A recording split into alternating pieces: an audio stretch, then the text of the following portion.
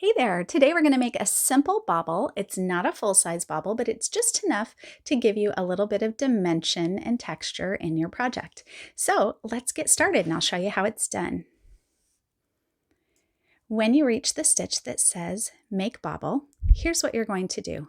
You are going to knit into the front, then knit down into the back of that stitch. But before you slide it off, you're actually going to do that a second time in the same stitch. It's going to feel a little awkward, but don't be dismayed if it feels strange. You're still doing it right.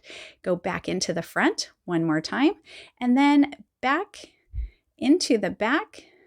Try not to get twisted up in your threads there. Now we have created 4 stitches in one. These extra stitches are going to help us create that dimensional texture. The next part of the process is we're going to take this second stitch with the left needle and slip it over the first stitch. Then do that with the third stitch. Grab it with your left needle. Try not to split your stitches. Slip it over the first, and then the last stitch. Slip it over the first. So now we've decreased the extra stitches we made and we created this little nup. Don't be too worried if it doesn't look exactly perfect or if they don't all look exactly the same. You can actually change those up a little bit and help them out after you're finished and after blocking.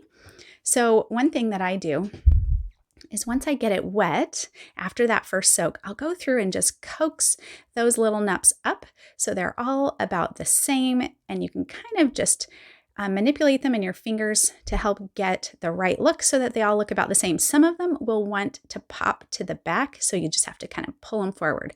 When you're on the wrong side and you reach the bobble that you just made, you're just going to purl it just like normal. Treat it like a normal stitch. Don't let it get too loose around that bobble, and you will be good to go.